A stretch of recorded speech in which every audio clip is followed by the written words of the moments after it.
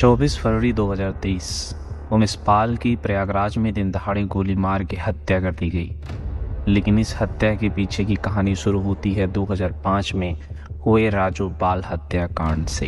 तो ये पूरा केस शुरू होता है अतीक अहमद और राजू पाल के विधानसभा चुनाव से। अतीक अहमद पूर्व सांसद और 5 बार का विधायक है। 2002 के विधानसभा चुनाव में जब राजू पाल ने प्रयागराज वेस्ट सीट से अतीक अहमद के खिलाफ चुनाव लड़ा था तब वह हार गया था। 2004 में अतीक लोकसभा चुनाव के फूलपुर सीट से सांसद बन गया था और इसलिए अतीक ने सीट से इस्तीफा दे दिया और भाई मोहम्मद अशरफ को प्रयागराज वेस्ट सीट से खड़ा कर दिया।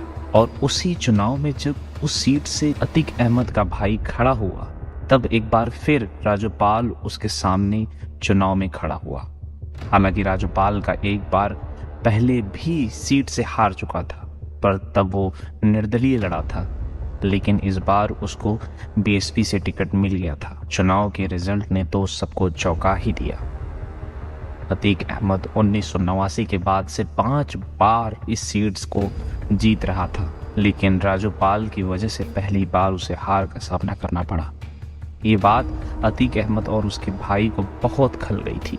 25 जनवरी 2005 को किसी काम के सिलसिले से राजू पाल अपने घर से बाहर था। जब वो घर वापस आ रहा था तो उसे ऐसा लगा कि कुछ लोग कार से उसका पीछा कर रहे हैं, लेकिन उसने नज़रअंदाज कर दिया। कुछ दूर चलते ही पीछा कर रही कार ने राजू पाल की कार के सामने आकर अपनी कार से रोक दिया और कुछ ही सेकंड में राजू पाल के ऊपर फायरिंग शुरू कर दी और गोली मारकर वहां से तुरंत गायब हो गए। आसपास के मौजूदा लोगों ने राजू पाल को टेम्पो में बिठाकर अस्पताल ले जाने की कोशिश की, लेकिन राजू पाल के मौके पर ही मौत हो गई। राजू पाल का चुनाव में जीतना उसकी मौत का कारण बन गया। पोस्टमार्टम रिपोर्ट में 15 से ज्यादा गोलियां लगने की बात सामने आई। इसके बाद राजू पाल की पत्नी ने अतीक अहमद और उसके भाई अशरफ के खिलाफ एफआईआर करवाई और इस पूरे समय राजू पाल की पत्नी के साथ उमेश पाल मदद के लिए हमेशा खड़े रहे। राजू पाल हत्याकांड में अतीक अहमद जेल भी गया, लेकिन कुछ ही समय में आराम से जेल से बाहर आ गया था।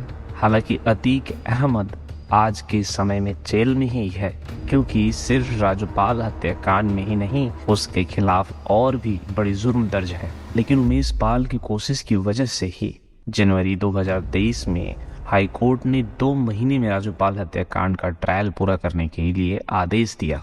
सुनवाई के बाद तो जिन लोगों के नाम राजू पाल हत्याकांड से जुड़े थे उनको सजा पक्की थी। इसी वजह से उमेश पाल को भी हूबहू राजू पाल की तरह 24 फरवरी को मरवा दिया गया।